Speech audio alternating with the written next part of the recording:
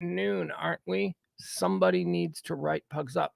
Yeah, who's going to do that? Go ahead, Peter. You write me up. Let's see you. Come on. I'll just stop doing I'm in a pissy mood today, people.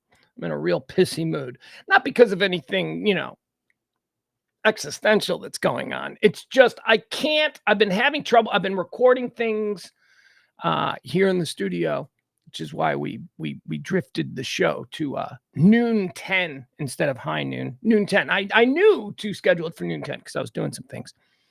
I don't know. This platform we use, Restream or whatever it is, I can't get it to record anything. So this show very well may be a one-off. That's right. If you're watching it right now, I don't know.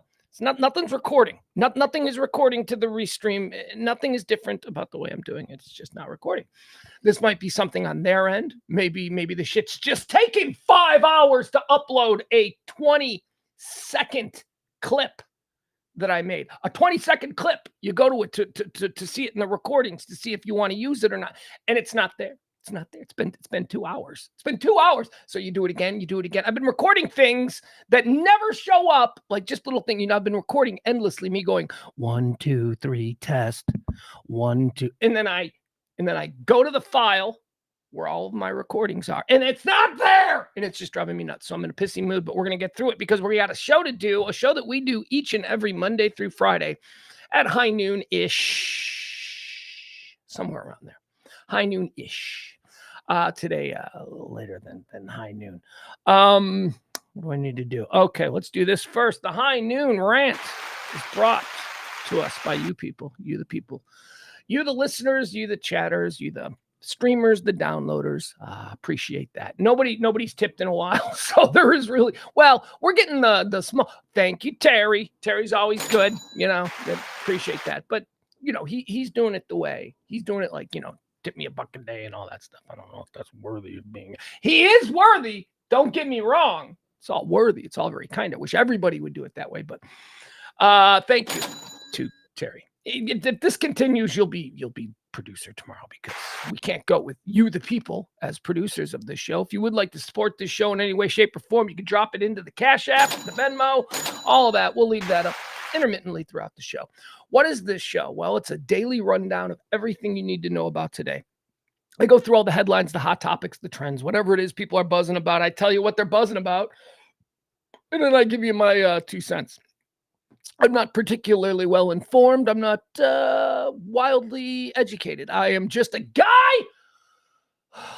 who just, gets angry. No, this is not an angry show. And that's why I say, this is talk radio the way it should sound. We don't do an angry show. I know I'm a middle-aged, pudgy white man, right? But I'm not an angry white man. I'm actually a pretty happy sort. So we try to do this discussion in a way that doesn't give a shit how you voted. I don't care if you're Republican or Democrat. You're all idiots. And y'all know you're idiots. Stop it. Your political party is not your favorite football team. God! So we don't do that here. We just kind of get together and we talk like normal people, which I think has worked out well because I have friends from all different walks of life. And you know what? When they start talking stupid, I go, stop talking stupid. And, then we change the subject to something else. That's because you know what else? It's the other thing about the people I commiserate with. My people are all normal. They're all normal. They understand what is appropriate and what isn't appropriate to say at the Thanksgiving table. It's not that hard. But apparently, looking around this world, it is. So that's what this show does. It serves that purpose. It's a show for us normal people. You're normal. The people in the chat room, very normal people from different ideologies who somehow, manage to still be decent, hardworking, God-fearing. Not God-fearing. I'm not God-fearing. I don't fear God. I fear the local authorities. I don't fear God. Let's see. So that's what we do here. We run down. The show is executed by me in 4 quarters. Okay, think of it like a football game. I know I told you, don't look at your political party like your favorite football team, but still, let's use a football metaphor nonetheless. 4 quarters. First quarter, we go through a little segment we call Erstwhile on This Day. It's Today in History. That's all it is. It's just me rebranding the old, tired Today in History. Here's how it works. I know I'm really selling it to you, but it's my filter. these events happened. I go through all the events, not all of them, that'd be crazy, but I cherry pick. I cherry pick the ones that are interesting to me, and we go, hey, this happened on this day. What do you think that means? Quarter two is birthdays. We do the same thing. We look at people of note who were born unto this planet on this day, and we decide where we think they're cool or not. That's it. That's the long and the short of that segment. Quarter three is the Deads. Now, the Deads is a little bit more involved, because with the Deads, we open up their life's resume. These are people who've died on this day. We open up their life's resume, and we decide whether they're in heaven or hell. We are judge, jury, and executioner in this segment. That's quarter three. So we've got quarter one, erstwhile on this day. We've got quarter two, happy birthdays. Quarter three, people who died. Quarter four, that's the meat and potatoes, where the rubber hits the road, if you will. That's the hot topics, current events, trends, headlines, whatever it is those people in nice suits and blow-dried hair are screaming about on your TV box. That's what we cover in quarter four. Okay, so if you're ready, let me say hi to people. We got Frankie. We got Frankie in the chat room. We got Peter. We got Jeff. Let me merge you. We got April. Hold on. I got to make it big so I can see everybody, because you know who I need there in the beginning. We got Cam. We got Taranda. Can't start the show without me seeing Taranda. What if I'm saying her name wrong? It's such a cool name. What if I'm saying it wrong? What? I don't know. We got Barney. We got Cam. All right, let's go. Jen's here. Hi, everybody. All right, let's get started. It is the High Noon Rant. Ready to be informed? Let's go. The High Noon Rant for the 13th day of December, year of our Lord, 2023. December 13th is the 347th day of the year. 347 of these. Good times. 18 days remain until the end of the year. 18 days. You got less than 2 weeks. I was looking at that yesterday. Isn't Christmas like 2 weeks from yesterday? We're like inside 2 weeks to Christmas. We're inside 3 weeks. We're 18 days. That's 3 days inside 3 weeks. Let's do a little segment we call Erstwhile on this day. This is where we take a look back at all the events that have helped shape our understanding of what this day has meant in the past. We do it because we look for rhythms. We look for patterns. We look for anything that might give us a hedge on whatever's coming at us in the next coming hours. So let's get started. Erstwhile on this day. In 1636, the Massachusetts Bay Colony organizes a... Hold on. Let me get this. All right. On this day, erstwhile, in 1636, the Massachusetts Bay Colony organizes 3 militia regiments to defend the colony against the Pequot Indians, a date now considered the founding of the National Guard of the United States. Happy birthday, National Guardsmen. On this day, erstwhile, 1862, American Civil War. At the Battle of Fredericksburg, Confederate General Robert E. Lee defeats Union Major General Ambrose Burnside. It wasn't really difficult. Burnside was a complete douche. Burnside was the guy. You want to know? Okay, so Ambrose Burnside, Union General. He wasn't great, but he was connected. And so, back then, whatever your daddy did meant you get to do that too. Doesn't matter if daddy earned what he got.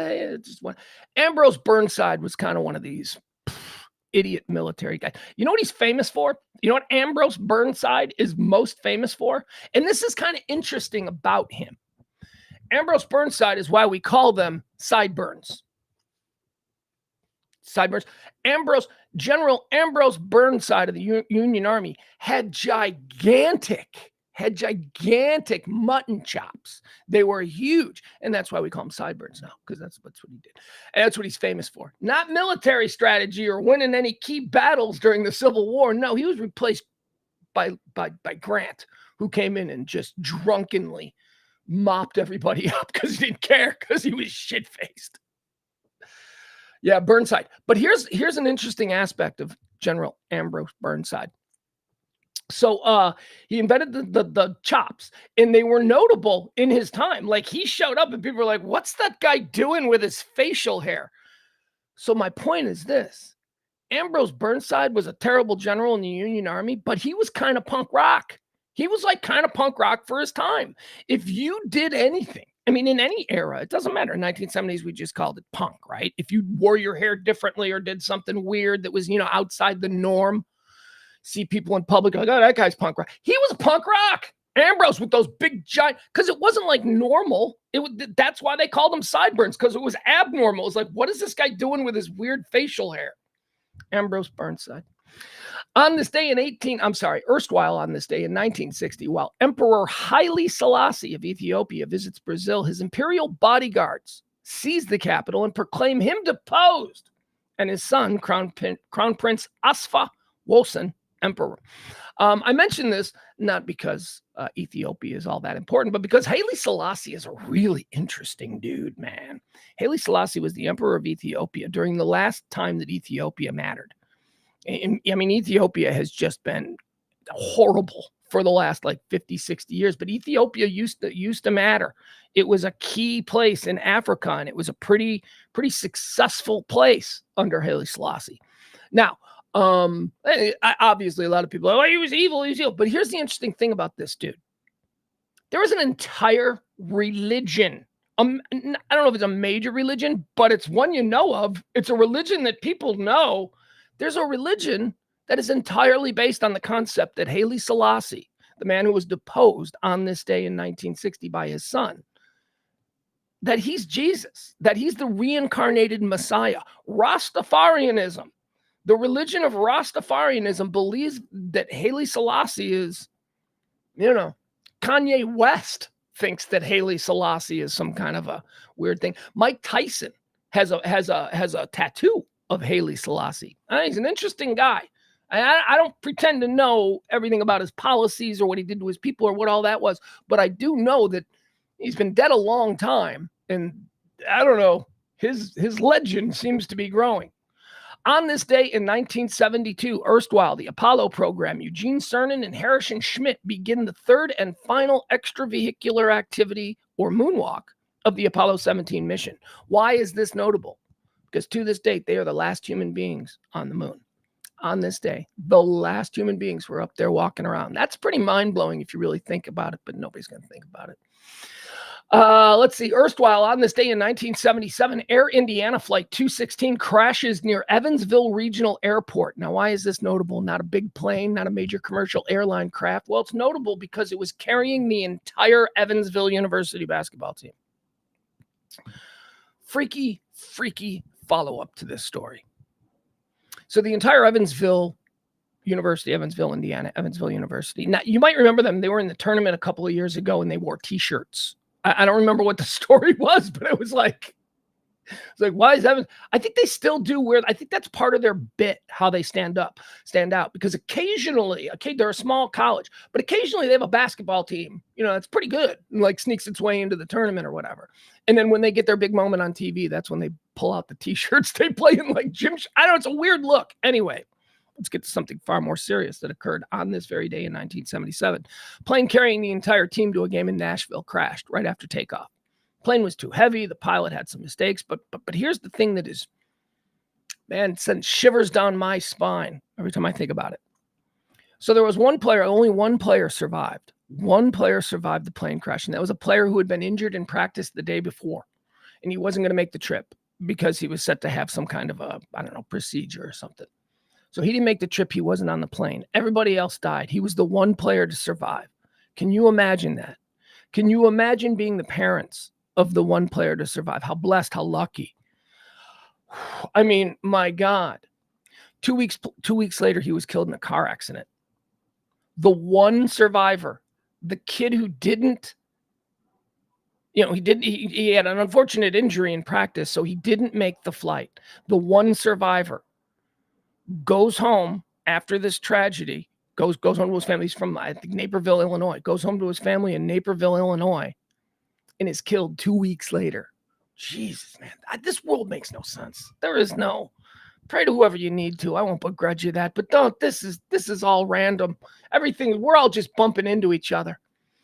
Let's see here. On this day, erstwhile on this day in 2003, during the Iraq War, Operation Red Dawn. This is where we captured Saddam Hussein. Then we find him in like a toilet hole. Get out of there, you rat! Or was that Gaddafi? Not Gaddafi. We found in a drain pipe, and then they pulled him out of the drain pipe and they raped him to death with bayonets. I mean, I don't know if that's technically the cause of death, but I'm pretty sure he didn't survive that. I'm pretty sure there was some internal bleeding and all kinds of stuff that would have finished him off. How did we get Saddam? Wasn't Saddam? Isn't there? Do I remember seeing video of like a dirty, dusty Saddam crawling out of a box in the ground? I don't know. Anyway, it was on this day we got him because you knew we were going to get him because that's what that was all about. We got him. All right, that's going to do it. That's Erstwhile on this day, ladies and gentlemen. Quarter one is in the books. Now it's time to wanna. They say it's their birthday. Wanna. I can't play music, so I have to sing it. Born on this day. Let's talk about some people who were born onto this planet on this day, and let's decide, is they cool? Mary Todd Lincoln, born on this day in 1818. Mary Todd Lincoln, I mentioned her because she is noted as being the least, wait, what was, how was it worded? It was worded in a way, she's not like the least popular first lady. She's not even like the one that did the least. Most disruptive. I think that's what it was. Most disruptive first lady in the history of the White House. Mary Todd Lincoln was nuts. Mary Todd Lincoln, by 2023 standards, suffered from full-blown schizophrenia and bipolar disorder. Not to mention all kinds of depression issues. Anything more interesting about Mary Todd Lincoln? She'd been through some stuff, man. Sitting next to her husband when he get his head blown off, you know. Maybe Jackie Kennedy can relate to that, but that's kind of a weird thing to have to process. So there's that. And then like 2 of her 3 sons died like before 18. So she's a mother. She's got 2 dead sons. She's got a dead husband. I don't know. She went a little nuts. She was a little nuts to begin with. And Mary Todd Lincoln celebrating a birthday on this day in 1818. Do we think she's cool? Think she's interesting? She's definitely, and interesting is cool. So yes, we'll give it to her. Why not? On this day in 1923, born unto this world, Larry Doby. Larry Doby. You know who Larry Doby is? Nah, of course you don't. You know who Jackie Robinson is? Yeah, of course you do, because he's number 1. Larry Doby, number 2. That's right. That's unfortunate. Larry Doby does, however, earn the distinction of being the very first black player from in the American League. That's something. He's got that. Jackie Robinson, a month earlier, 6 weeks or something like that, earlier, had been brought up by Branch Rickey with the Brooklyn Dodgers of the National League. And it was Bill Vack of the Cleveland Indians who brought Larry Doby into the American League just a month after Branch Rickey did it. He does hold some distinctions, though. I mean, Jackie Robinson is the guy that history is going to remember, but Larry Doby was right there as well. Larry Doby suffered all the same insults and inhumanities and indignities that Jackie Robinson had to suffer through, but he gets no credit. Larry Doby is the first in the American League. Good for him. The first black dude in the American League. That's great. But he's also the first player, I think the only player. I think he's the only player to go directly from the Negro Leagues into Major League Baseball. Because even Jackie Robinson had to play minor league ball. They had him in the minor league system for a while. So Larry Doby did that. That's good. What else did he do? Him and Satchel Paige are the first 2 African Americans to win a World Series. Yeah. They did that in 47, 48. I don't know. Whenever the last time Cleveland, Cleveland. Wait, did Cleveland Indians win a World Series recently? Like in the last 5 years? They lost in 2016 to the Cubs, but I don't know. Anyway, Larry Doby, man, he's cool. Larry Doby's cool. We don't remember Larry Doby, but he was a hell of a ball player, man. He was great. On this day in 1925, born into this world. Here's another guy we're going to preemptively call cool. Dick Van Dyke. Come on, Dick Van Dyke. You know, he was a drunk. Why do I got to do that? I don't know. I don't know why I got to do that. I don't know why I got to go from Dick Van Dyke, we all love him, and then immediately seize on his least admirable character trait. Do you know he's a drunk? Do you know he doesn't return his shopping carts? Do you know he takes the last piece of pizza? That's who Dick. Do you know he sometimes leaves the refrigerator door half open, and then everything melts. And people get mad, and then he denies it. That's Dick Van Dyke. No, Dick Van Dyke's awesome. Mary Tyler Moore Show? No, Mary Tyler Moore Show. Well, I saw the Dick Van Dyke Show as the Mary Tyler Moore Show because she was the star of it for me. But, I was just, she's beautiful. Dick Van Dyke, what did he do? Chitty Chitty Bang Bang. I remember that. He's been in a bunch of movies. He's like a song and dance man. But then he had the Dick Van Dyke Show in the 1960s. That made him a national treasure. Did he do anything else? What did he do? Matlock? Well, no. Who was that? That's Griffith. That's Griffith. Griffith is gone. We lost Griffith. We still got Dick Van Dyke? Yeah, we do. You're damn right we do. Dick Van Dyke, still got him. 75, 85, 95, 96, 97, 98. 98 years old today. Let's get Dick Van Dyke to 200. Hashtag Dick 200. Or 100. That would be kind of Dick. Wait a second. Let's move on. Born on this day in 1957, Buscemi. I love Buscemi.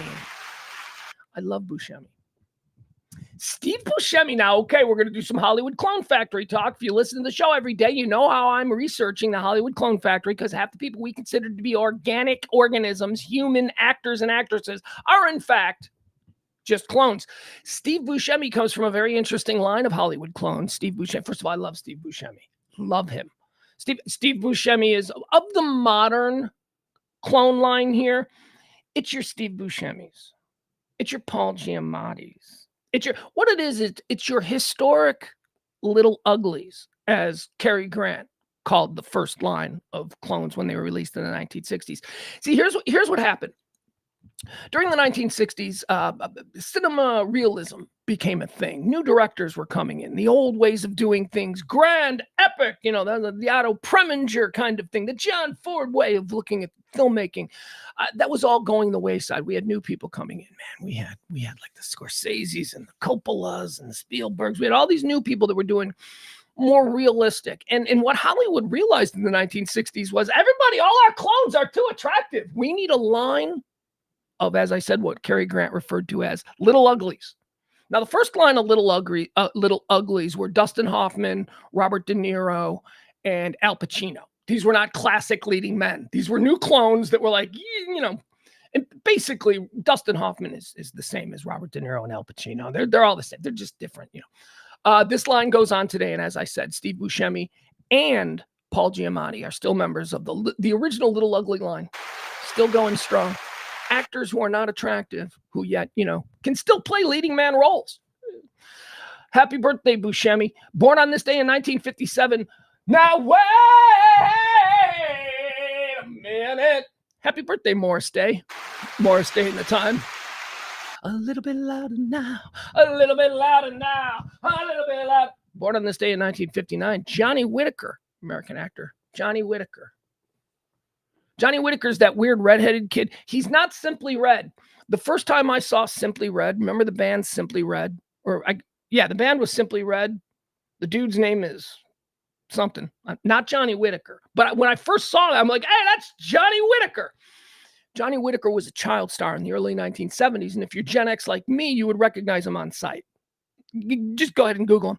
He was a little kid. He had red hair. He had like a tuft of red hair on the top of his head, little freckles. I think he was in like Sigmund and the Sea Monsters. Maybe he was in Land of the Lost. I don't know. He was in those shows. He was in those Croft shows. We just went over all the Croft shows. Which one was he in? Was he in Sigmund and the Sea Monster, or was he in H.R. Puff and Stuff?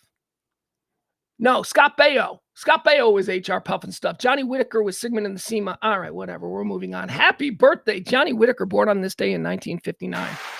He's cool. Born on this day in 1960, Sackman Coming, Richard Dent. American football player Richard Dent, one of my favorites, 95. Woo! The dude, Richard Dent had, is it 36? I think it's 36 sacks over a 2-year period. And he was injured both years. Like he missed a bunch of games. 36 sacks in between 1984 and 1985.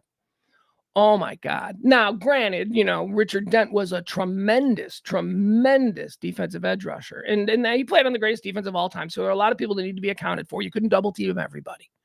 Fridge was drawing double teams in the middle. You had Dan Hampton coming off the end. You had Wilbur Marshall, and you had Otis Wilson and Mike Singletary doing backer stuff. It was a crazy team. But still, 36 sacks over 2 seasons where the dude missed like 10 games combined. Like from not 10 games each season. He missed like 5 one year. Incredible. Richard Dent, man, number 95. By the way, another thing for all you experts out there, Richard Dent was like a 8th round pick back when if Richard Dent was coming out today, they wouldn't have even drafted him. He'd have been an undrafted free agent. I don't think it goes 7 rounds now, right? He was like an 8th round pick out of Cheney State, some Middle Tennessee State, some crazy small school. The experts, nobody saw him. First ballot Hall of Famer, Richard Dent, 95.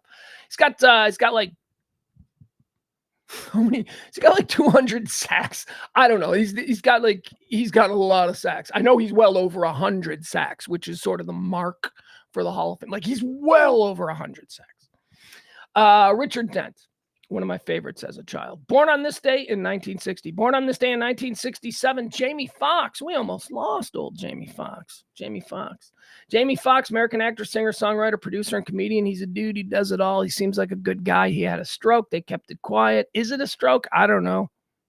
Whatever. He's fine. He survived. Jamie Foxx, born on this day in 1967. Born on this day in 1975. Tom DeLonge, American singer, songwriter, guitarist, author, and filmmaker. Tom DeLonge, Blink-182. I like Tom DeLonge because Tom DeLonge does a lot of really cool UFO stuff. And you know me, I'm a UFO guy, but you also know that I hate UFO people. I hate all the like people that are trying to, I'm crazy and I'm wacky and it's shut up. That one looks fake. Move on. Give me one that doesn't look, that looks fake. You know what I mean? I'm trying to be a realist about it because I think it's a very serious scientific conversation about whether or not. And what do we do if there are, all that kind of stuff. It's very high level shit that can't be distracted by a bunch of people on A&E with crazy hair going, hey, they were ancient monsters. And just shut the fuck up. I don't care about that. Tom DeLonge has invested a significant amount of money into some pretty interesting stuff. I like Tom DeLonge stuff. And I like his whole UFO ideology. It seems very, very rational. Anyway, moving on. Born on this day in 1989. This is what you would write. Do I even have to say her name? Isn't she who shall not be named? She was born in 1989. Who's the only person that matters that came out of 1989? There's only one person apparently who matters. I say she was born in 1989 and half the globe will go, oh, you're talking about Taylor Swift. Yeah, Taylor Swift. She's the one that was born in 1989. It's Tay-Tay's birthday.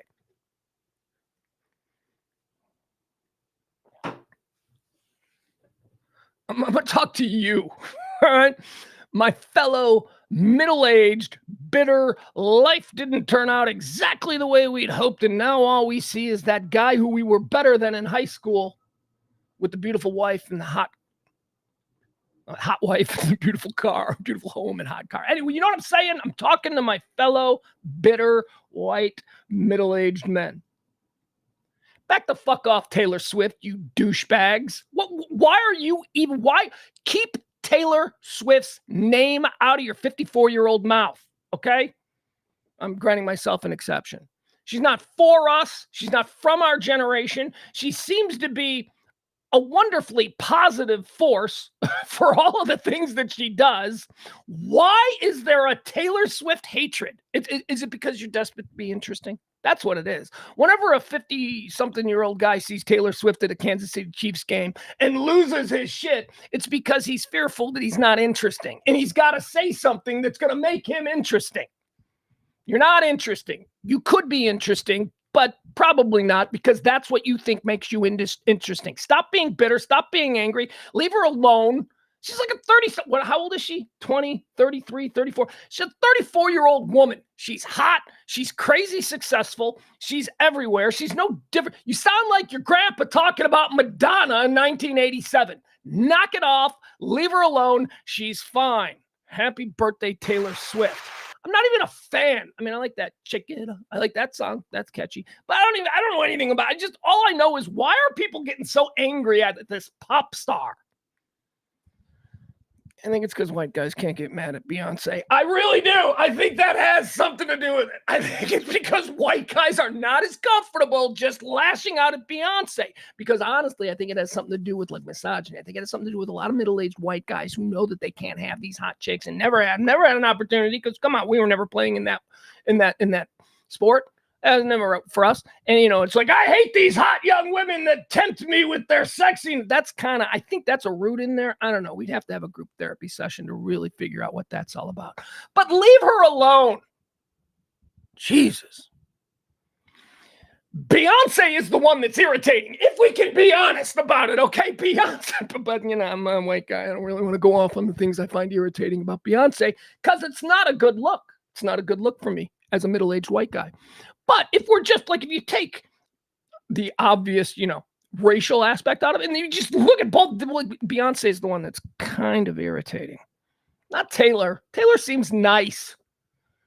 Beyonce seems like where Taylor seems like if you spilt wine on Taylor, I get the impression that Taylor would be like, "Oh my God, God bless you. Oh my God, are you okay?" Like I think that Taylor might. You spill wine on Beyonce, and I think I'm getting the shit kicked out of me in the alley behind the club. That's just the different vibe that I get from him. So. By her sister. My God, have you ever seen her sister's nuts? Does Taylor Swift have a sister? No, Taylor Swift's an only child. You can tell. Only child. No, maybe she's not though. Because she seems to have she seems to need a relationship with somebody, which would suggest that she's probably not an only child. I don't know. What are we moving? Let's move on. Happy birthday, Taylor Swift, born on this day in 1989. She's delightful. She just has a presence. How do you not look at her and go, man, she's pretty? She's a pretty girl. And she's talented. Happy birthday. But again, not a fan. Couldn't name. I know the Shake It Off song.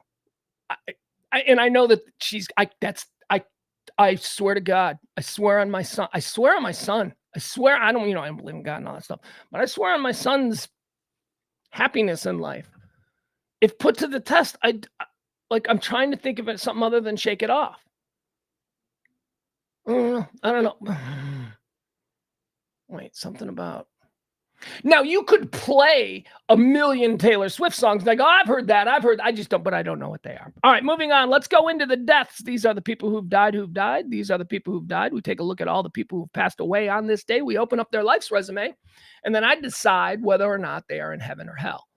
We decide collectively. I didn't mean to make it sound so dictatorial, but dead on this day in 1992, born in 1899. Dude lived to be 93 years old. We're preemptively going to put this son of a bitch in hell. I don't know anything about him. He's going to hell based on his name alone. Ladies and gentlemen, dead on this day in 1992, Cornelius Vanderbilt Whitney of the Vanderbilt Whitneys. This is a dude who spent his entire life, he was born in 1899, spent his entire life with two of the most powerful, important, and prestigious names in America at the time, Whitney and Vanderbilt. I don't know what the Vanderbilts did, but the Whitneys, that's the cotton gin fort, and that's why we know who Eli Whitney is, because his family went off. Anyway, the Whitney in New York City. I don't know if you're familiar with the Whitney. It's one of those rich people galleries. It's one of those rich people art museums. Anyway, moving on. He's going to hell because Cornelius Vanderbilt Whitney, I'm sure, was a dick. I am positive of it. You're in hell. How about Lamar Hunt, born on this day in 2006? Lamar Hunt lived right down the street. Right there. His son Clark lives right down the street. Lamar Hunt, American businessman, co-founder of the American Football League, and owner of your Kansas City Chiefs. World Championship. He also owned a league called World Championship Tennis. I don't know what that is. Lamar Hunt. You know what? I'm putting Lamar Hunt in heaven. I kind of like Lamar. Like, have you ever seen any of those old documentaries about the NFL or the NFL AFL merger? And it always depicts like Rozelle and Davis, Al Davis with the Raiders. Who Al Davis at the time was commissioner of the AFL, I believe. Anyway, so it always deals with the relationship between Al Davis and Pete Rozelle. However, the guy that made the whole thing go was Lamar Hunt. Lamar Hunt's the guy that we see in these videos. He looks kind of nerdy. He's got black horned rim glasses, and he's always wearing a black and white suit. He looks very official.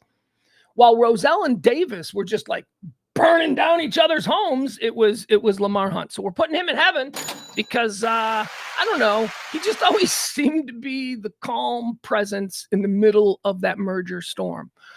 Lamar Hunt, dead on this day in 2006. Dead on this day in 2016. Here's another one we're preemptively putting into heaven because I like this dude. Ladies and gentlemen, the world was robbed on this day in 2016 when, while skating with his son, playing ice hockey with his son at a rink in Inglewood, not Inglewood. Where was it? Doesn't say. Somewhere in Los Angeles. He's playing ice hockey with his son. Boom, drops. Ladies and gentlemen, we lost Alan Thicke on this day. Today's the day that Alan Thicke died. Now, why do I preemptively put Alan Thicke into heaven?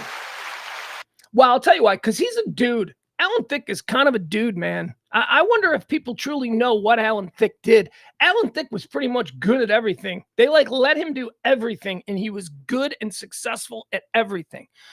He's born and raised in Canada, became an actor in Canada. But then he didn't want to really act. He ended up as a game show host in Canada, and he became a really popular game show host in Canada. Then he started filling in for a guy named Alan Hamill. They tried to force Alan Hamill on us here in America in the 1980s. It didn't take. Alan Hamill was a very popular talk show host in Canada. Alan Thicke became the fill-in host for Alan Hamill. When Alan Hamill left to go pursue riches in Hollywood because Toronto wasn't big enough for a talent the size of Alan Hamill, Alan Thicke became host of the show. It became the Alan Thicke Show. This show became crazy popular in Canada. So popular in Canada that people in America took notice and went, holy shit, this guy Alan Thicke up there in Toronto, he can take down Johnny. Johnny Carson was seen to be lazy. Johnny Carson was seen to be just cashing checks at this point, and his retirement was coming any day now. He would stay for another 10 years, in large part because of the introduction of Alan Thicke. There was a stream of people that re-energized Johnny. Joan Rivers taking a show, Alan Thicke taking a show. It made Johnny wanna, stay. Gave him a little bit. He had been the undisputed king for 30 years, and now finally in the mid 80s, people are coming for him. So maybe that re-energized him. I don't know. Alan Thicke show, Thick of the Night, debuted on Fox, the new Fox network. It was the brand new Fox network, and they thought, let's go take a shot at Johnny. Let's put something on at 10:30. It was Alan Thicke, Thick of the Night, and it bombed. But that's okay, because you see, at the same time, Alan Thicke was also in a completely different career. Alan Thicke was a songwriter who was just cranking out hits. Now, his area of expertise as a songwriter were TV theme songs. Alan Thicke wrote Theme to Different Strokes. How the world don't move to the beat of just one drum. That's Alan Thicke. He also wrote the theme to Facts of Life. You take the good, you take the bad, you take them both, and there you have the facts of life. So he's a songwriter who is just cashing checks coming in. They're throwing money at him at Fox to do this talk show. That thing bombs, but it's all right. Because one of the things that they discovered after his talk show bombed was that he seems pretty cool. People like him. Enter ABC TV with, have you done any acting? And Alan Thicke is like, no, I don't really act. And they're like, all right, you want to be one of TV's iconic American dads? He was like, yep. And there you go. And now we know him as Jason Seaver from, what was that? What was the show? I always get it confused with Family Tie. Growing Pains. From Growing Pains. Alan Thicke was an interesting dude. And he was cool. He did all of this. He was likable without having to be provocative or all of this stuff. Good dude, dropped dead, 67 years old, I think he was when he dropped dead, 2016. All right, that's going to do it, folks. That's all for the first three quarters. We've gone through the erstwhile on this day. That's quarter one. We've gone through the birthdays. That's quarter two. We've gone through the deads. We just finished that. So now let's move on to what makes this show move. All right, a quick plug for your tips. If you want to drop something, I'm going to leave that up. As we go through quarter four in the top topics, headlines, everything that's shaping what we understand about this day. We'll go through there. I'm going to leave that up. If you're so inclined, again, you support this kind of non-divisive, non-political, just people talking, normal people talking about normal things. Drop a little something. All right, let's get started. Again, we start every day, at least for the last few weeks, with Israel. Israel is trending. Here's an update from Israel. It was the worst day of fighting for the IDF. They had 10 agents killed overnight in fighting in Gaza.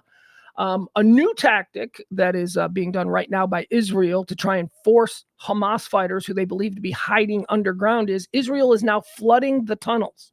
Apparently, there is an extensive underground tunnel system in Gaza that has been built up over years by Hamas and other such organizations. And they basically connect the entire city because, they understood that at some point the bombs are going to rain down and we're going to have to go underground. So Israel has now decided they're going to break through a wall and they're going to flood the tunnel system with seawater, flush all these guys out. That's Israel. All right, Hunter Biden. We don't do this nonsense, but Hunter Biden, you can't avoid it. You know, if Hunter Biden's going to put himself in the spotlight, then he's got to be discussed. Hunter Biden gave a surprise press conference on the steps of the Capitol today. He was called to appear in front of, he was subpoenaed by the House, the investigate. I don't follow much of this because political nonsense, not my thing. But he was subpoenaed, and he got as far as the steps, and he said, I'm not going in. And then he held a press conference where he talked about stuff. I don't know. I watched it, but nothing I need to repeat here. He just talked about stuff, and and he said that he will not be testifying in private. He's like, if they want to do a public hearing, that's fine. Let's do it, baby. Let's go public. What are you hiding? Let's go public. Hunter Biden, let's go. Open it up. Let us all see. Let's do it. It's what he wants. I don't know why the Republicans don't want that. Why don't you just give it to him? Or when they just be like, yeah, okay. If you want to publicly humiliate yourself with all of this stuff, right? Why aren't the Republicans doing that? Oh, because they don't think it's that bad. Oh, is that it? Oh, they would rather go on Fox News or Newsmax later and tell the people what happened rather than have the people actually watch it. I get it. Hunter Biden's a loser, man. This is what we know about this guy. He's a spoiled little rich kid, crackhead who's been nothing but an ongoing embarrassment for his father. But yeah, let's do. I mean, what any of this? Oh, Burisma is that? I don't know. And then that's sort of like now we're getting into political stuff. He's a D-bag. If he did something, let's throw his ass in jail. If not, knock it off. Let's go. Let's move this. Come on. Don't you have him dead to rights? Seems like you do. I don't even follow this story, but seems like everybody's like, Hunter Biden's such a best. So let's go. Let's put this loser in jail and move on. Unless you don't think you can get him in jail. Let's go. All right. I don't care. I don't care about the whole Hunter Biden thing. To me, it just seems we've always had loser family members. Let's move on. SCOTUS, the Supreme Court of the United States, is the breaking news. Breaking news here. Hold on.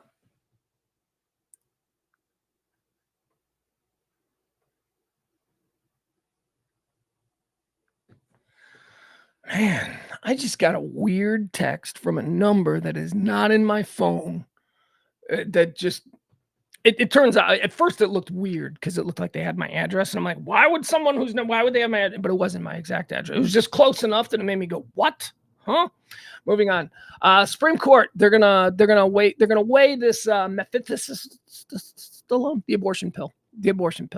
Because of they never had. Okay, so the issue is this: if abortion is now going to be legal in a bunch of states, what about the abortion pill? Is the abortion pill, like the procedure is illegal, but what about the abortion pill that people can buy through the mail? And can you buy it through the mail in states where abortion is illegal? Anyway, the Supreme Court has agreed this morning to hear that case. This is big breaking news for women's issues because, you see, they didn't used to have to do this until last year. The abortion issue was considered settled law, right? And then we had the big changeover last year. So now they're going to have to take on these individual cases and rule on specific aspects of the overall subject of abortion. Should it be legal or not? It's going to take up a lot of time. If they're just going to do, like, they can't just do this one. There's going to be a whole slew of them. This is setting precedent that the Supreme Court is hearing these individual cases on individual specific issues pertaining to the overall pro-life, pro-choice argument. It's going to be exhausting. It was nice when they could just go, it's settled law. No, not now. Tesla is in the news. Tesla had some pretty bad news. I guess Tesla, if you drive a Tesla, you're being recalled. Apparently all Teslas, let me make sure I get this right. Because, I think Elon Musk is a weirdo who I'm also a fanboy of in his space stuff. Like I want his weird ass focusing on, high-fiving Martians. That's what I want his weird ass focusing on, not anything else. So this is bad news. This is bad news for Tesla. I'm not one of these people, in other words, I'm trying to say it. I don't take any particular joy in everything that Elon Musk does. I've been pretty consistent with going, he's a weirdo. But let's go, SpaceX. Tesla recalls nearly all vehicles sold in U.S. to fix system that monitors drivers using autopilot.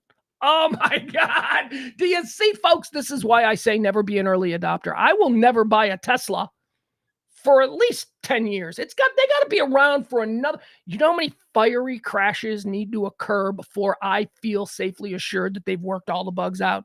A lot of people going to have to die before I'm willing to buy a Tesla. This autopilot thing is so stupid because you got these moronic early adopters who are just going to be like, your autopilot, look what you can do. And they're just going to start using it. They probably don't even know how to use it. A whole bunch of tricks we're going to have to get used to when you're, remember, when you're using autopilot, don't look left because it will, whatever. We don't know what they are yet. We don't know what we don't know. But it's going to take years of us practicing with this to get good at it before shit stops happening.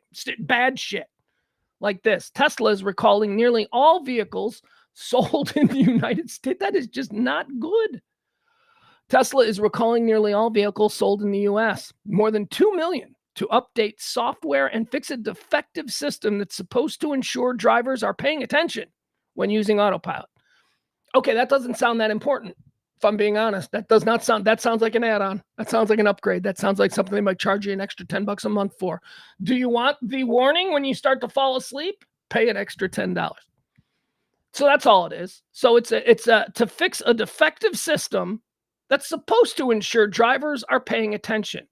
Well, see, here's the thing. Me as a driver for the last 30 years, there's never been a system to ensure that I'm paying attention. I drive a car right now. There is no system to ensure that I'm paying attention. You know what that system is? A cop. That's what that system is. So this is not a big deal. It's not like when they put it on autopilot, the car rolls over. That's not what this is. First of all, we don't need autopilot. What autopilot? I mean, unless you want to just do like robot cabs, that's different. But in your personal life, autopilot, dude, your car, the car for me, do you guys talk on the phone in the car? I don't. I hate that. And I know a lot of people do. I know a lot of people are like, I do my best work in my car. Man, when I'm in the car going to something, that's my prep time. That's me. I need to be alone. It's my sanctuary, right? I'm playing the music I want to listen to. I'm getting my head right. I'm thinking about things. I don't want to be endlessly gabbing. And that's strange for a guy who does a stream of consciousness show for a good 2 hours every day where he doesn't shut up or stop gabbing. Well, maybe that is why. Maybe because I get it all out here that I don't necessarily want to do that later. So when I drive, I want to drive is my point. I like driving. I like looking around.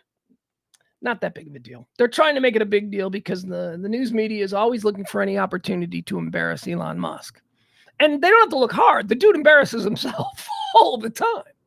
But this is not, I don't know. It doesn't seem all that big of a deal. It's not like the car bursts into flames when you tune it to 97.8 or whatever. It's not like that. That would be a real problem. Meta Glass, speaking of another weird-ass billionaire on the spectrum dude, who could probably, if he just focused on one thing, would do good, but not. Zuckerberg, Meta Glass. You know what? Meta Glass. You know what this is? I thought we were done with this. I thought Google proved that Google Glass was a dumb idea. Do you remember Google Glass? 2013-ish. Somewhere around there. It was a big thing. Google rolled it out. There were glasses that you could wear, but the glasses would be like the Terminator. You're like inside the Terminator, where you get all your information and your, that's what we imagine. Turned out it was just a way for dudes to get really good upskirt shots and stuff like that. I mean, it turned out to be just like borderline, I don't know. It was a problem, people, but it's coming. I think it's coming. I think the ability to record everything all the time, it's coming. I'm old enough to remember the introduction of VHR recorders. Like the first video camera that I ever played with was like in the mid 1980s. And I remember it was a thing. You did not record people. You didn't record people. If you're going to record, you're going to the mall, you're going to record. You do not record people. It was just a social expectation that we respected other people's. Not anymore. Oh, not anymore. We're recorded everywhere we go. There is no expectation of privacy at any level in public in America today for any number of reasons. Exploitation reasons, advertising reasons, security reasons. It's one of the prime ones that they'll use to sell us on the idea of a surveillance state. Which again, doesn't that sound nefarious? Surveillance state. I don't know. If I go missing, I'd like it if someone could find me easily. I don't know. Here's the problem. This is what I always say with these things, and I know I'm wrong, and I know I'm being reductive here. Surveillance state? Okay, I do a live stream. I'm pretty open. I'm not really. The only people who seem to have a problem with that are people who are doing shady shit. That's the people who got a problem with this stuff. And I know that's reductive, but it's just the way I always think about it. I'm like, I don't care. I don't care. They're watching you, the government. And I'm like, who? Who in the government? Like one guy? Okay, I hope I just don't ever meet that guy. But nobody else knows what I'm doing. Just that one guy? Just some random guy out there is watching everything I'm doing? Is he going to do anything about it? No. He's just watching. He just knows everything about me. Am I ever going to meet him? Am I going to be embarrassed? No, I'm probably never going to meet him. Okay. Okay. Look it up. What does he know? He knows exactly what kind of porn I like. What am I hiding? I don't know what there is to hide.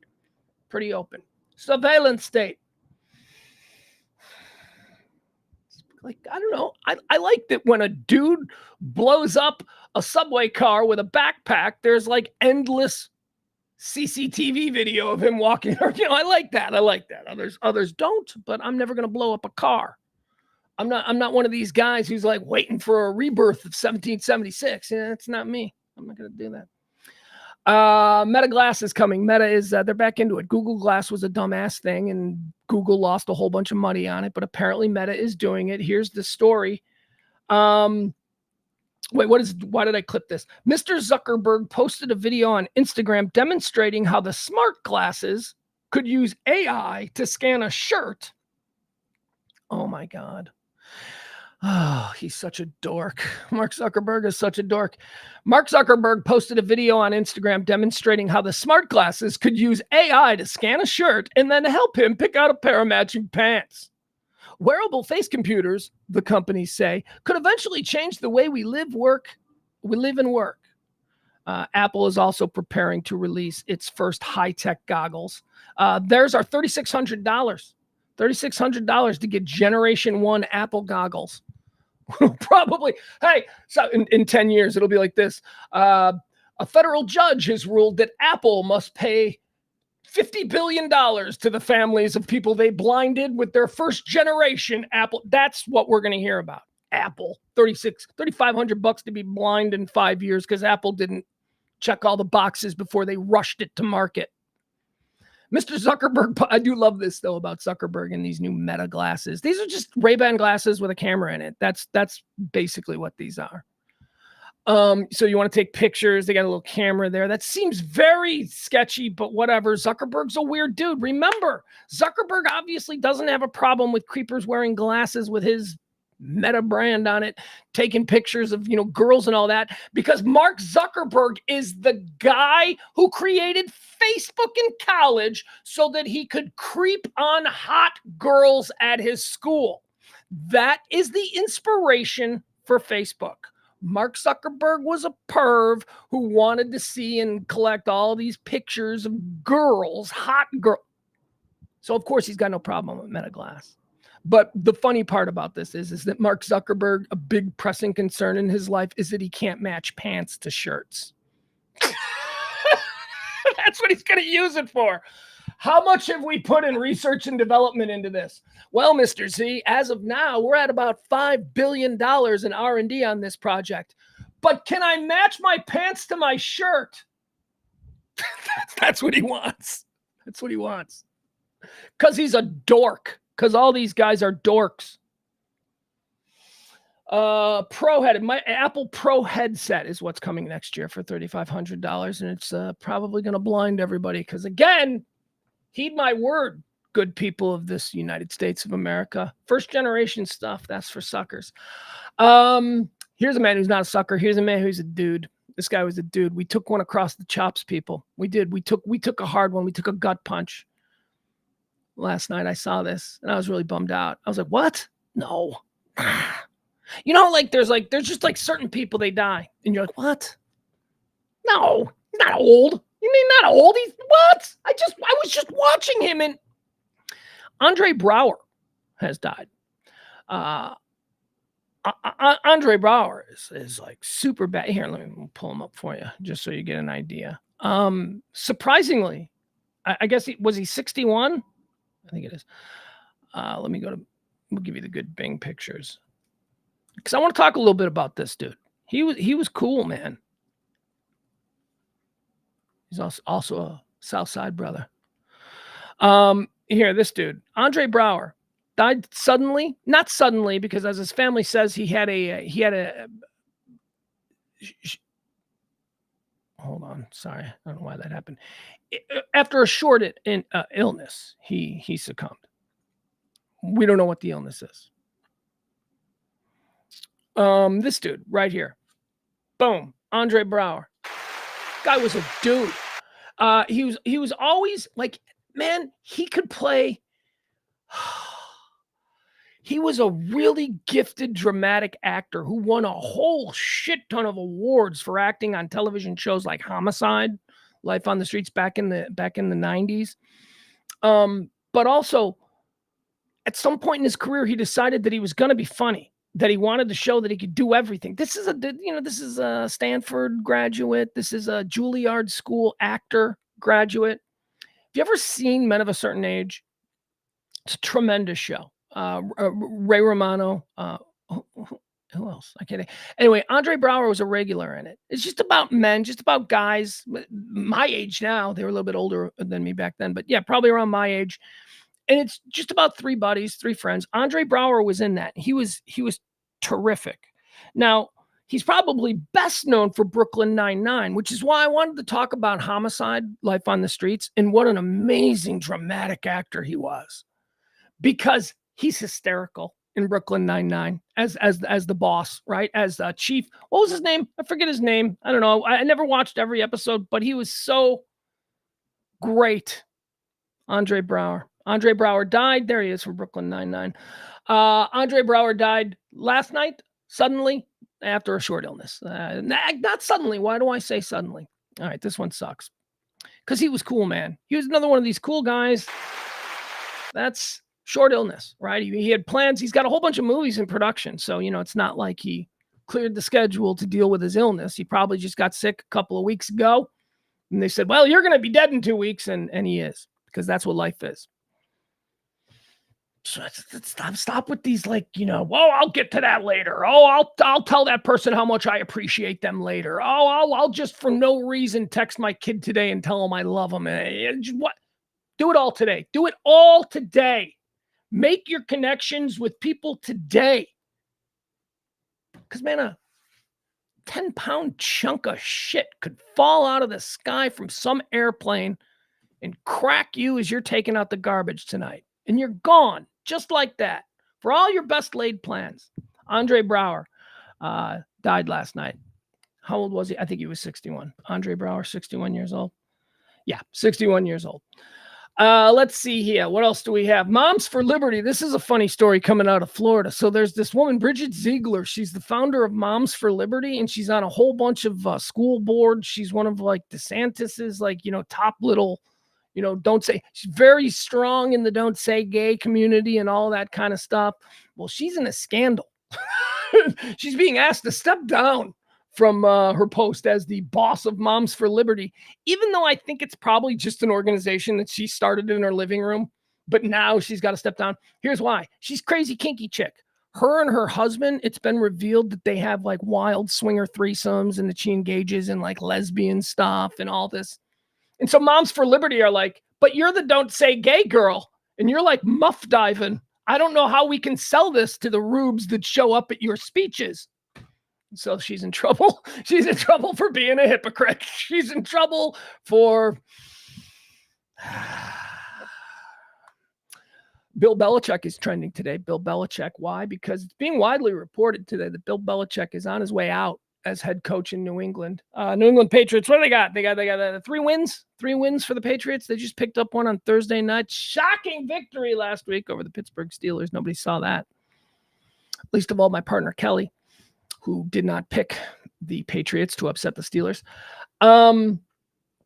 I believe her rationale was if a patriot from 1776 tried to fight a Union steelworker in Pittsburgh from 2023, if he didn't shoot him and kill him with the first musket ball, he would be dead. Because while he was trying to fit the next musket ball and add the powder and tamp his gun down, that Union steel worker would crack that son of a bitch over the head with a lead pipe and it would be over. Well, that's not how it played out. The Patriots actually won, so Kelly took a loss on that one. But that's how she picks her games every week on Kelly's Practical Picks. Bill Belichick, it's being reported that Robert Kraft, the owner of the New England Patriots, owner for 30 years now. Jeez, he's been there forever. Is he the second longest tenured owner? I think Jerry is number one. Well, aside from the Bears, they've owned the team for, but what I'm saying is of the new generation, like he's been there a while, 30 years. And Bill's been there 24, a lot of wins. Crazy man. That's the three-headed monster there, right? Robert Kraft, Bill Belichick, and Tom Brady. Tom Brady's gone. Belichick's struggling. Belichick needs a quarterback. Belichick is I heard a funny argument yesterday. I heard a funny argument on sports radio, and this is what I love about sports radio. And it was kind of on the subject of Bill Belichick. They were talking about the situation with the Chicago Bears is that they have an offense that could really be something, but their head coach is a defensive coach. And the conversation is, do we need to get rid of the defensive head coach and bring in an offensive-minded coach and blah, blah, blah. So the conversation between these radio hosts in Chicago started, well, that's never worked before. You can't name me one head coach who's a defensive coach who's just had incredible success developing a quarterback. And the host goes, oh, you mean Bill Belichick and Tom Brady? It's like not only did he have an answer immediately for this nonsense sports talk radio guy who's just a blowhard, just saying shit. He not only had an answer for him immediately, but it was the greatest example possible. The winningest coach ever and the winningest quarterback, the GOAT of quarterbacks. So anyway, Bill Belichick is on his way out. Bill Belichick, Robert Kraft is apparently, it's being reported in media in Boston and now making it national. This is from NBC News. So NBC News is reporting that Robert Kraft made the decision to part ways with Bill Belichick after week 10, after the week 10 loss to the Colts in Frankfurt, Germany. Now, some of the things that they're talking about here is, and think, my football friends, all right? So let's wrap our mind. I'm sorry, people who aren't into football, but let me just, as a football strategist, wrap your mind around this. One of the possibilities is that Bill Belichick could be traded. If Bill Belichick does not want to retire and go off into the sunset with like some really shitty Patriots teams as being the last couple seasons of his career, if he doesn't want to do that, he's probably going to have to be traded. It's going to have to be a trade situation. It's the rare situation where we see coaches being traded. But here's my thing. Who wants Bill? I don't want Bill Belichick. With all due respect, the guy's time is past. He's a defensive-minded coach in an offensive league. Everything, and he's an old defense. If we're going to go with a defensive coach, I want a young-minded defensive coach who understands the changing league and understands how crazy penalties accrued by playing defense the way defense used to be played is no way to win. And I think that's what Bill Belichick is. Bill Belichick plays defense like it's 1996. So anyway, that's crazy. For football fans, the idea of Bill Belichick being out in New England, fired, maybe they can make it look a little better with a trade, but at any rate, they don't want him there anymore. He apparently cannot develop quarterbacks. Apparently, Tom Brady was just an anomaly, and quite the anomaly. More football news here. Al Michaels is in the news. This is funny. This is fun. Look, I like Al Michaels. Al Michaels is a dude. Do you believe in miracles? Al Michaels is the voice of sports for me, for my generation, for your generation, for all of us. He's the voice of sports in America. Al Michaels. I'm trying to think of like who else fits that. Al Michaels. Maybe Bob Costas to a lesser degree. Who is it? I just had another guy. Joe Buck. Certainly Joe Buck. Anyway, Al Michaels he has been pretty consistently criticized this season for the way that he calls the Thursday night football games. Thursday night, Al Michaels is in the booth there. Is he with Herbie Kirkstreet or Kirk Herbstreit? I don't know. I can't get that name wrong. He's in the booth there for Thursday night football, and people for the entire season been going, why does Al Michaels sound so checked out? Why is Al Michaels missing? Why is Al Michaels not give a shit? Well, for some reason that I don't understand, Amazon Prime paid more for their Thursday night football package than anybody else had ever paid for a football package in history. And for that premium price tag, they have been given the shittiest games possible.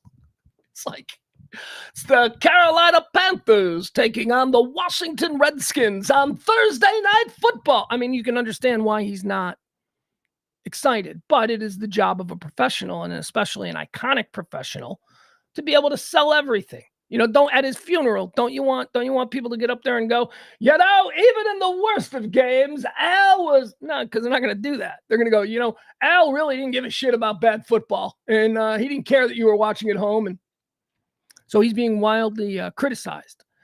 I don't know that I see it. I enjoy Al Michaels. I enjoy that broadcast when I watch it. Again, it's terrible games, so I'm not tuning into Thursday night football and watching religiously. It's on. I'll glance up, but it's not. So anyway, Al Michaels yesterday found out that NBC, now remember, he works for Prime. He used to be the Sunday night football guy. That was an NBC product. So he worked with NBC. He had a contract with NBC. He took the big money for Amazon Prime, and now he's stuck doing Carolina at the Redskins on Thursday night. But part of the deal, at least as it was, as his contract switchover was executed last year, he was allowed by NBC to do a couple of playoff games. He was even given the title at NBC Sports as play-by-play emeritus, meaning he was under contract, but he's Al Michaels, and NBC doesn't want the bad press from shitting on Al Michaels, right? At least that's what they felt last year. So they added him to the play, and he was there. So Al Michaels assumed he was going to be doing playoff football again this year. But NBC announced yesterday that no, they're not. We're not doing Al. And it's probably because of the months and months of public discussions about whether or not Al is checked out or not. And Al is pissed. Al was told by a New York Post reporter yesterday. It was broken to him face to face by a New York Post reporter. And Al's response was, well, that's not true. You've got bad sources because it's in my contract. Who's telling you that? Is what Al Michaels said. I don't know. Look, hey, big game, I want Al Michaels. I don't care if you people have been saying he's checked out. Big game, I want Joe Buck. Big game, I want Joe Buck. I want Troy. Big game, I want my guy. If we're going with like the lesser, like the network B teams, then I want Benetti and who's the guy he does it with? Who's that the old football running back? I can't think of his name. Anyway. There are good people out there, but for some reason it doesn't seem right. I guess this is what I'm trying to say. Doesn't it seem like Al Michaels being involved with a sporting event makes that sporting event more important? Does to me. When I get an Iron Eagle, who I know is a comer. I know Iron Eagle is like, he's good. When you get, and I love Adam Amin, but still, when I get Adam Amin and I don't know, some guy who played wide receiver for the 49ers for 2 years back in 2015. When I get that team, I'm like, this game, nobody cares about this game. Al Michaels, though, you think it's got to be a good game if they got Al Michaels out of bed for it. Anyway, Al Michaels is angry that he's not going to be allowed to do playoff games this year. CNN, let's talk about CNN here, as they have made a big move. It's not a big move. This is just an excuse for me to talk about CNN and make fun of them a little bit. Here, let me pull this up. Hold on. I'll do something really quick here. How we doing? How's the chat room doing? You people doing good today? As we roll through, we're rolling at a nice clip here. We might be done a little bit earlier than normal. I like to try and shoot for 2 hours, but we are. Well, that's not true. We still got to talk about the number one fastest growing kink in sex. We're going to talk about that. That's coming up, so don't go anywhere. CNN. So CNN always does their crazy New Year's Eve thing. Remember, it used to be, who was it originally? It was like Anderson Cooper Keeper. And when we're from Baltimore, Keeper, Anderson Keeper. Anderson Cooper, and it was Kathy Griffin. But then remember, we all decided, I don't know, we woke up one morning and we all went, Kathy Griffin sucks. And so she was never allowed back on again. I don't remember what it was, but it was just, we all kind of went, Kathy Griffin kind of sucks. So they replaced her with Andy Cohen. And then it was Anderson Cooper and Andy Cohen. A little too much for me. Andy Cohen is a little bit too much for me. I get it. Every woman in the world wishes he was straight because he's like the perfect guy. He's not the perfect guy. He's not a guy at all. He's into housewife talk. And anyway, moderately funny. He's just a little bit much, just a little bit all the time, always turned up. So I didn't watch that. But what I always tuned in for on CNN was when everybody went home, when it was like 1 o'clock in the morning and they're waiting on like West Coast New Year's, that part of the night. That's when they used to roll out Don Lemon and Brooke Baldwin. And it was like watching a hostage video for 2 hours. It was like Brooke Baldwin. It's like Don Lemon snatched Brooke Baldwin off the street and threw her in the back of a van, and she's now being forced to do 2 hours of live TV on New Year's Eve. It was wonderful. It was wonderful. It was fun. It wasn't good. It was terrible. And that's why it was wonderful. Because here's the thing. Don Lemon, I think, might have a drinking problem. I think Don Lemon got shit-faced every year. And so because they fired Don Lemon this year, they say that we gotta change that late night hour New Year's Eve thing. So they're giving us instead of Don Lemon just being like so over the top drunk, instead of getting that at 1 o'clock in the morning, now we're gonna get Sarah Seidner in Austin, Texas. I mean, Sarah Seidner is a fine reporter. I don't really know how. I don't know. If you were to like, hey, you want to spend New Year's Eve with Sarah Seidner or a drunk Don Lemon who is capable of talking about anything? I want drunk Don Lemon capable of talking about anything. Here, let me show you this. This is one of the weirdest things. I knew it would be on YouTube. When I saw the story, I went, oh, I got to get that clip of Don Lemon when he went way too much info on live TV while being completely. Hold on. All right.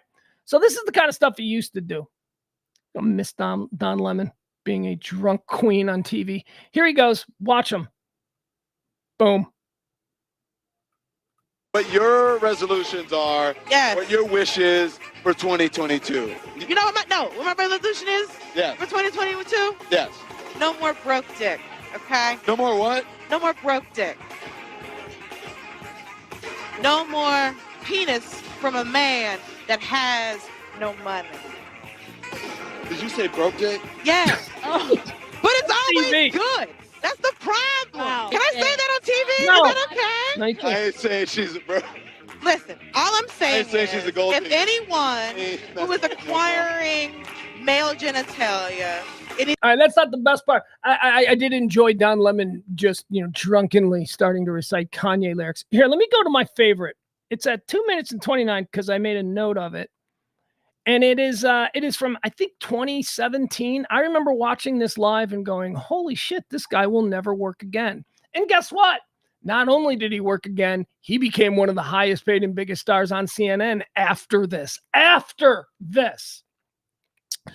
This is a man entrusted to deliver us news, possibly in our darkest hours. This is somebody who we're supposed to take seriously. This is somebody who we're supposed to trust.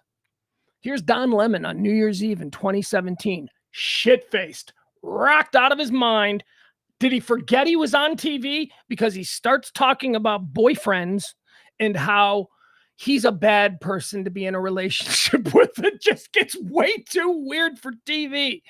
Here we go. It's from New Year's Eve 2017. Anderson Cooper, or not Anderson Cooper. It's Don Lemon and Brooke. I'm not planning on that. I'm a bad person today.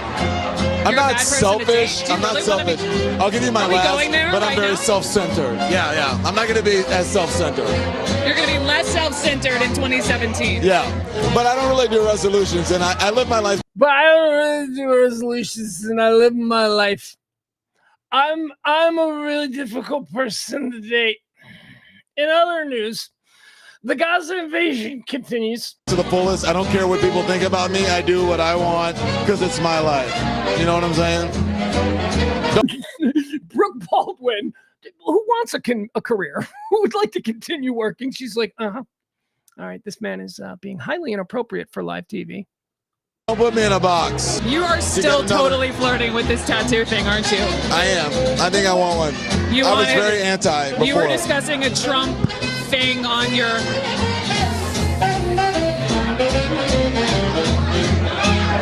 I'm not even gonna take part in that. I hate Don Lemon. You know, I've always hated Don Lemon. You know, that's always been my problem because Don Lemon is representative of a class of person that we've entrusted to deliver the most complicated and important news stories of the past 30 years. He's representative of a type of person that we've allowed to do that. And who is that? That's the drama kid. That's the kid who wanted to be an actor, but realized he didn't have real acting talent. So instead of going to journalism school and all that kind of stuff, he went into local TV. And because he looked good on camera, because remember, he wanted to be an actor and he figured I could be a leading man. I could be Denzel Washington, or you could just play one role where you're pretending to be a news person. Journalism is filled with that. I mean, I saw it. I went to journalism school. I know that there were people who were legitimately interested in the story, and then there were people who just wanted to be famous. And they knew that if they could get on TV, Don Henley sang about her, the bubble-headed bleach blonde who comes on at 5. You know, she'll tell you about the plane crash with a gleam in her eye. These are not real journalists. These are just people who failed in Hollywood or realized that it's going to be really difficult for me to become Denzel Washington. But you know what? I could probably make $1 million a year as the lead anchor at the ABC affiliate in New Orleans. And that's what we got. And that's who Don Lemon is. And that's why I don't cry. By the way, unemployable? Like Don Lemon, he's been out of a job now for like 9 months. And I don't, and I know that he was living a fantastic lifestyle. He had a place in the Hamptons, and Don Lemon was not making that kind of money. Like Don Lemon, I think Don Lemon probably made hundreds of thousands of dollars a year when he was Don Lemon. He was a reporter at CNN. Reporters at CNN, by the way, folks, don't get it twisted. They do not make a lot of money. Hosts, long-standing, successful hosts of primetime shows make a lot of money at CNN. Everybody else is like, they get paid pretty shitty. Actually, that's why they jump around so much. That's why this person who was at Fox last year is now over at MSNBC and all. But Don Lemon didn't make Hamptons money, and he didn't come from money. So I don't know. Maybe his boyfriend's got money. I don't know. Whatever it is. But Don Lemon was making a couple $1 million a year at his peak. That ain't Hamptons money. Hamptons money is you've got $50 million in the bank. That's not Don Lemon. So be careful, Donnie. What else do we have? Okay, so now we'll get into this. You want to talk about kinks? There's a new kink that's being reported. People are talking all about it. $4 million a year. Don Lemon, Yahoo. That seems probably about right, especially in his last year. But he didn't make how many years? He probably made $4 million a year for 1 year because Don Lemon was only truly hot. And remember, he was in that 9 o'clock hour show as basically that was a throwaway show. He turned the 9 o'clock hour show over the course of 3 years into something that they could make money off. And that was when he finally got his paycheck. And then they had to fire him. So I don't know. But he certainly $4 million a year at any rate. Probably the last 2 years maybe that he was at CNN, he was making that. His opposition to the whole Trump thing got him paid. And when he decided that he was just going to be that guy, he knew that there was an avenue for him to get paid being that guy. Still not Hamptons money, though. It's nice. It's nice place in Brooklyn money, but it ain't Hamptons money. All right, let's talk about this new kink. I've never heard of this, but I understand it because I've seen an example of it, and I went, that's kind of weird.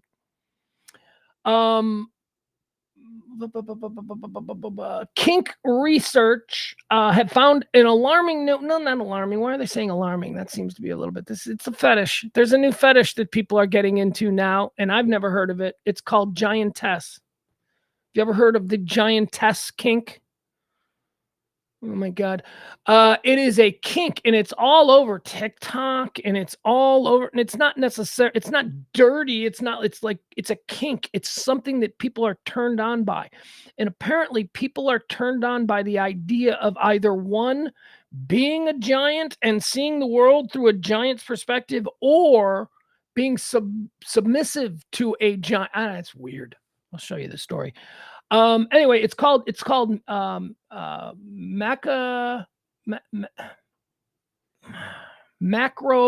I don't know, whatever it is. Hold on. Let's pull this up so we can show you this story. Giantess. Apparently there's a whole bunch of like porn stuff on this. I don't know if you guys use any of those porn sites. Go and type in giantess and see what it is. Here, let me read it to you. I'll give you how they're describing it here. Boop, boop, boop, boop. Hold on. You know what? First, before I do that, let me show you a video, like an example of it, because I know that there are some videos. Oh, geez, look at this weirdness. Okay, so here's an example of some of the TikTok examples of the giantess kink that's going on TikTok. All right, here we go. Okay, what is it? No, replay it. All right, see? Like, she's like, oh, you're a giant. And then there's somebody jerking off to this. Oh, look how big she is. She's a giant. Like, this is turning people on.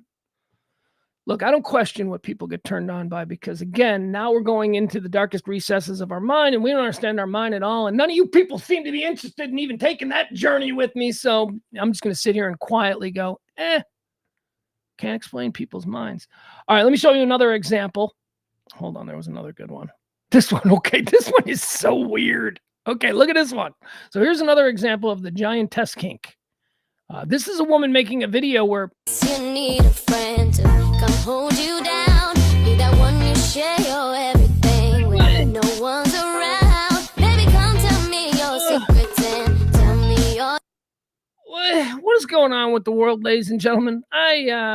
Kids, is this because hardcore pornography is just so passe because it's everywhere? Like, I never saw hardcore porn. I don't think I ever saw a penis going into a vagina until it was my penis going into a vagina. There was just not access to hardcore pornography when I was coming up. There was Playboy, there was Penthouse, Hustler. But there wasn't like, man, if you're a 12-year-old kid who's horny as hell, you know how easy it is for him to see some of the most graphic depictions of human sexual depravity? It's simple. So maybe this giantess thing is sort of a backlash to that. An example, people used to say when John Lennon started dating Yoko Ono, people used to say like, oh, you can get anybody in the world that he wants. Why does he want her? And somebody said, you said it. When you can get anything or anyone in the world that you want, you start to look for other things that maybe other people don't want. So there you go. So now kids, they're getting into weird fetishes, and it's not about penetration or seeing, graphic depictions of the sex act. It's about weird, kinky fantasy stuff. Like those videos that I showed you, according to this article that I have right in front of me right now, those videos are being used for sex purposes. It's not just, oh, cool video, cool shift in perspective. No, they're being uploaded to like porn sites and stuff. People are becoming sexually turned on by those videos, even though they don't depict any necessarily nudity or, sex acts. All right, so here it is. Let's see. It brings a whole new meaning to the word larger than life. The giantess fantasy is the most searched for fetish of 2023. Hey, congratulations. 2023 sex pervs, you've shattered another glass ceiling. There are over 6,000 videos on Pornhub linked to the term giantess, and Clips for Sale. I don't know what is Clips for Sale. Clips for Sale has also claimed the fetish is its third highest earning category, with sales increasing by 36% in the last year. I know what Pornhub is. I don't know what Clips for Sale is. I feel like I'm missing out on a porn site. While hashtags like hashtag giantess, hashtag giantess crush, and hashtag giantess vor have collectively amassed nearly 1 billion views on TikTok, which is no doubt contributing to its boom in popularity as a fetish. Sex expert Nex Cooper says it isn't just a new kink. Otherwise known as macrophilia, the fetish is a sexual fantasy involving giants or sometimes giant objects. Throughout time, there has been an obsession with giants, particularly strong, dominant women who are tall and large. From the Amazonian warriors to the mythological goddesses, many have worshipped women who tower over buildings or are taller than the average cis male. I hate that phrase, cis male. I hate that verbiage. I hate that entire... For some, it's simply a fetish of height. Generally, we see height fetishes being spoken about between cis women preferring men of a particular height, but with giantess, the focus is reversed. Ness points out that stipulations around a sexual partner's height may also come down to height compatibility during intimacy and preferences for certain body parts being with, okay, I don't care. You guys watch Gen Z? Gen V? It's Gen V, not Gen Z.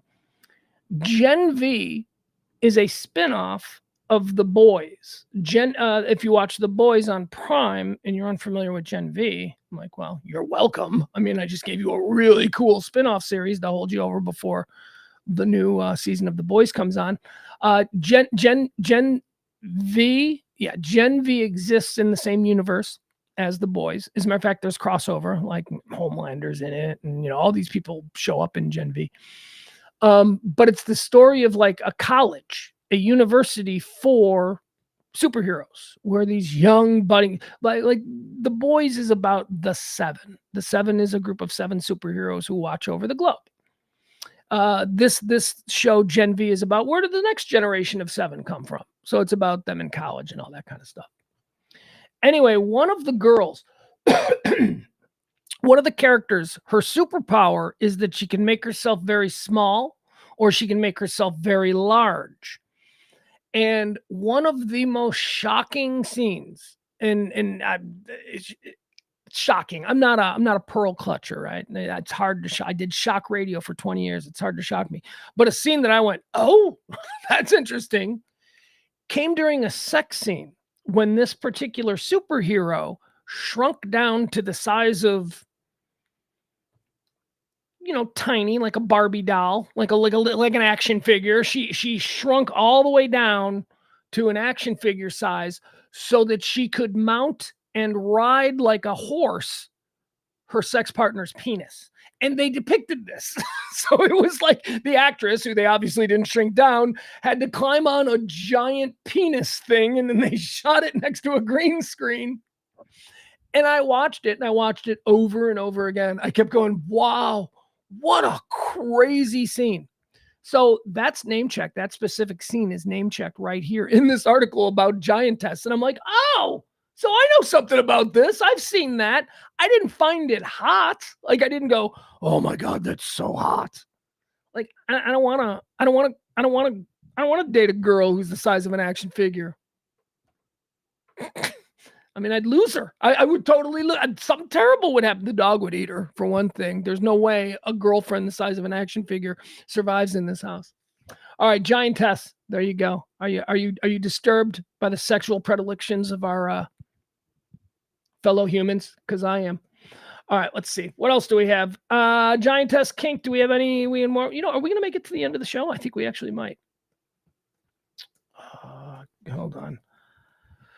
All right, so I'm going to do this one. I'll do this one for us because we're here in Texas.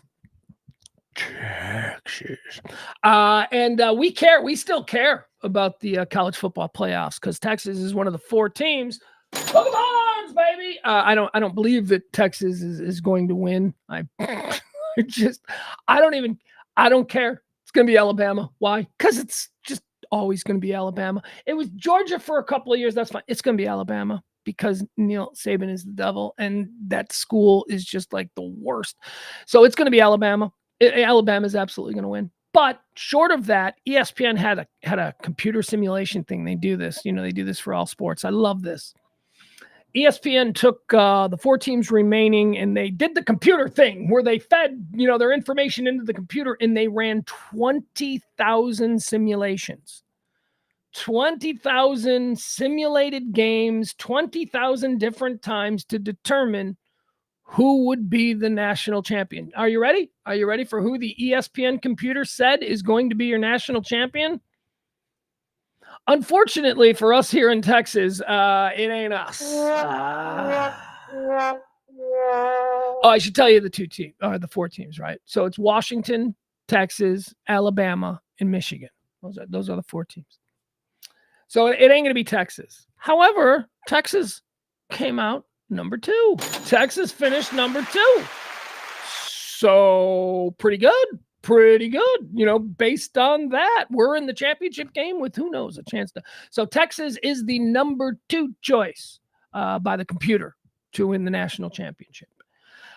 So that means, of course, the number 1 choice the computer picked is Alabama. No, fuck you, Alabama. No. Alabama was the 3rd choice. Alabama came in 3rd behind Michigan at number 1. That's right. The Michigan Wolverines of Jim Harbaugh. After 20,000 computer simulations, the ESPN College Football Game Day computer has punched out Jim Harbaugh and the controversial, right? Michigan. Now let's walk through this, shall we? And by the way, let's get in the weeds here with a little college football talk, if you don't mind. It is the season, you know, especially here in Texas with our Longhorns being so surprisingly effective this year. So let's talk about this. So let's just say Michigan wins. Let's say Michigan wins, and they're the national champions. They're going to strip that. Jim Harbaugh was suspended for a bunch of games this year. There's still an active, ongoing investigation. The NCAA and Michigan have still got to make up some finalized, now Jim Harbaugh is back on the sidelines coaching, but he missed a bunch of games. Missed 2, 3, 4, I don't know, whatever. He missed games. So Michigan wins the national title. Again, go with me on this. I'm just saying what the ESPN computer says. So Michigan wins the national title in a year when it's widely accepted that they cheated, and really they cheated, right? Look, I kind of like Michigan. I got a thing for Michigan. Michigan's kind of I kind of like Michigan, but also kind of hate them because look, some of the earliest memories of me really enjoying college football was watching Michigan Notre Dame when I was little. Michigan Notre Dame. Those were that's the one college football game every year that little 6, 7, 8-year-old me got excited about. My grandpa took me to one of those games. The first college football game I ever went to was in South Bend. It was Michigan Notre Dame. So I've got a soft spot for Michigan, but they cheated. They cheated in some really crazy ways. They had people on their team, on their staff, buying gear of the other team and the other staff, then using their sideline pass. You understand what's happening here? So you have sideline passes. If you're on the Michigan team, let's say Michigan's playing Ohio State. So although this wasn't the situation, I think it was South Carolina. But you have Michigan playing South Carolina, and you've got a field pass that allows you to go anywhere on the field because you're a coach, right? So at some point you just duck behind something. You're a Michigan coach and you put on South Carolina gear and then just walk over to their sideline and blend in.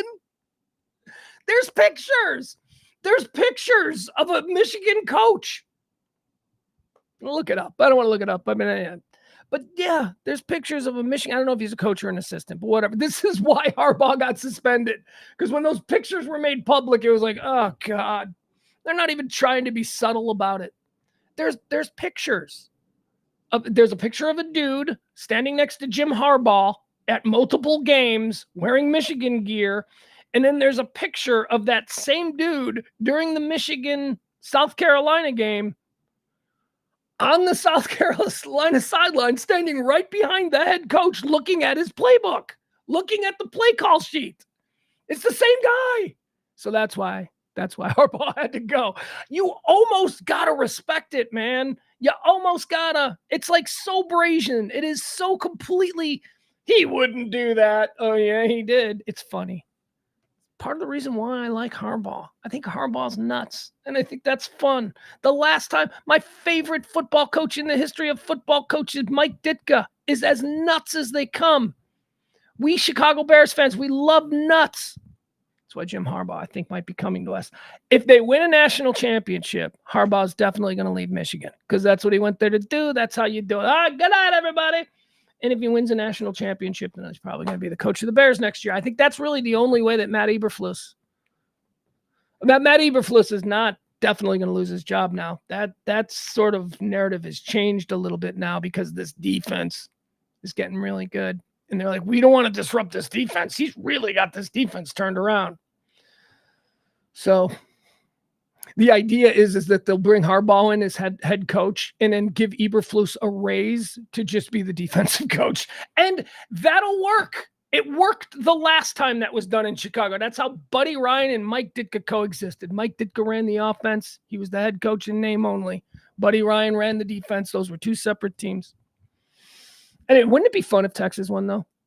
They got them coming in second. The one thing we know, we'll have a new national champion this season. That's after back-to-back champ Florida was bounced out of the Final Four after losing the SEC championship game. What can we make of the national championship race right now? For that, let's turn to ESPN's College Football Power Index prediction model.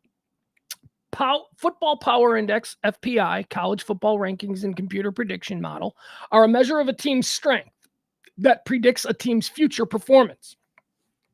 Rankings and scores are based on 20,000 game simulations of a team's season and opponents using a combination of key analytics, including scores to date, quality of opponents, team talent, recruiting, and a team's schedule. All right, so predicting college football's national champion. They got Michigan winning it. They got, it was Washington. They got Washington. Oh, wait, no. Yeah, they got Michigan winning it. 36.2% of the time that they ran the simulations, Michigan won. Michigan won 36.2%. Number 2 in the simulations, Texas. Hook 'em horns. Texas won 28.8. So 36.2 is number 1, 28.8. That seems fairly decisive. That's an 8-point difference. So in 20,000 games, look, I don't believe in these computer simulation models because remember last year, I don't know if you remember this, on opening day of baseball, I was touting the ESPN or MajorLeagueBaseball.com computer simulation that ran 20,000 games. You know, all of the stuff that I'm saying here. And that computer said that the World Series that our Texas Rangers won, that computer said that the World Series last year was going to be between the Chicago White Sox and the Los Angeles Dodgers. Do you remember that? Remember how excited I was about that? Remember? Experts, computers, it's all just chaos, man. Number 2, Texas with 28.8%. Number 3, the computer said was going to be Alabama. Alabama, 26.7%. That's pretty close. That's still, still within the margin of error between. Here's the sad one. This one, Washington, 8.3. Poor old Washington up there in the Pac-10, 8.3. Only 8.3% of the time. More disrespect for old Mike. That's Michael Penix up there, right? Yeah. All right. Speaking of that, man, Jesus, talking about a little football stuff here. Good Lord. College football. So I'm obsessed with the draft. I'm obsessed with the upcoming college football draft because I want my team to trade the number 1 pick and just stockpile again like we did last year. And it's building. Everything's looking good. Bear fans are happy. Things are really looking up. Okay, moving on. Do you guys know that I counted 6. And this is 6 quarterbacks could possibly be taken in the first round of the NFL draft next year. Holy crap, man. 6. That means that according to the experts, there are 6 quarterbacks that are first round worthy, which means they're a franchise quarterback. That's you don't take a non-franchise quarterback in the first round. If you're just looking for a backup or somebody to take a flyer on, you take that guy in the 3rd or the 4th. See Tom Brady. You don't waste like the number 8 overall pick on a guy that you don't believe can be. So 6, man. This is going to be the biggest quarterback draft I think I've ever seen. I mean, this could go back to that draft with Elway and Marino and Kelly and but 6. So Caleb Williams 1, Trevor May 2.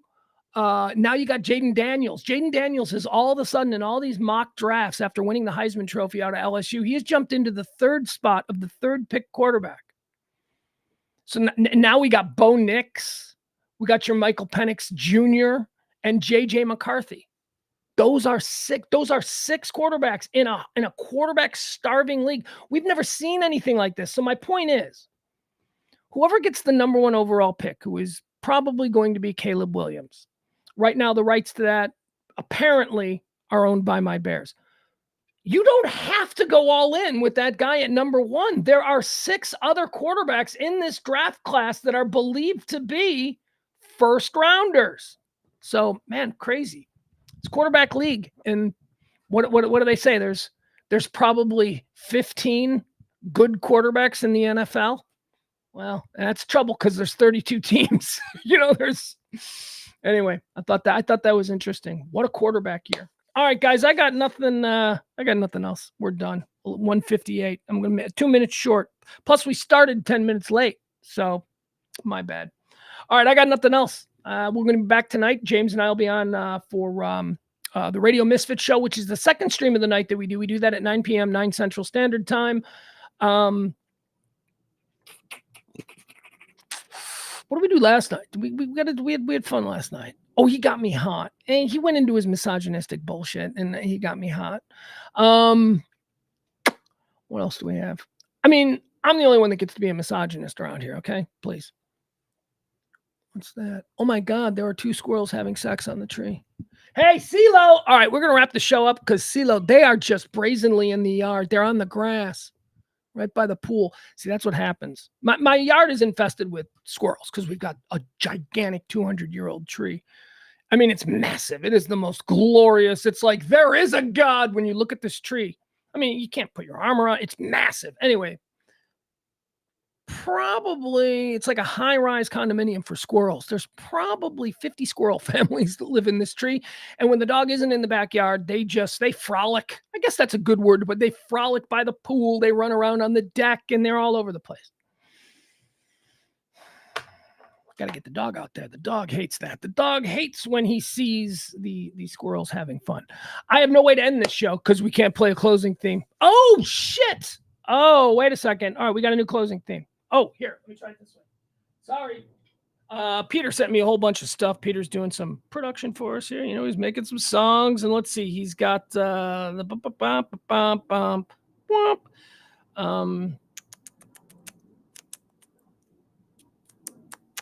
okay, is this it? Let's see. So I sent an updated high note. Okay. Here we go. All right, these are the lyrics. Nope, that's not it. Hold on. All right, here we go.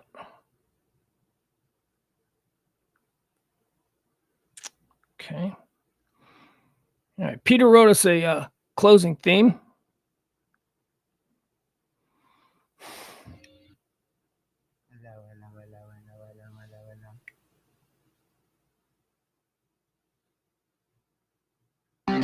Okay, there we go. All right. Here's Peter from the chat room with a new closing theme for the show. Enjoy it, won't you? Come back and see me at 9 o'clock tonight. Radio Misfits with me and Parker. It's radiomisfits.com. Fuck, Peter! God damn it, Peter! God damn it! The fuck, dude? I thought I was going to hit the post there, and then you dragged the post. Never heard that song before. I thought I walked it right up to the post with radiomisfits.com, and then you extended the note. We're never going to be able to work together in a band if you're going to go freelancy like that. Thank you for the song, though. Here we go. Enjoy. Sometimes start it over. No, why won't it start over? It's glitching, Peter! Here we go. We'll try it again. All right, ladies and gentlemen, this is Peter from the chat room with a very cool closing theme that he has now authored himself. Okay, here we go. See, this is where I would do the talk up. Peter from the chat room with the High Noon Rant. This is a new mix version on radiomisfits.com. Boom. That's where it should have gone. And listen to him dragging it out. I've got some birthdays. I love you, buddy. I've got some deaths. See what happened on this day, then condense the rest. I'm like that cosmic dust floating through the breeze. Behind in Rant and set your mind at ease. Now I hang out with all my friends. We can chat a while. Adam has a lot to say, and Byron makes me smile. Sometimes we get out of hand. Everybody likes to tease. Behind in Rant will set your mind at ease. Well, tomorrow is too far away. Erstwhile have to do. Sometimes CeeLo runs away, so Pugs has to pursue. Now,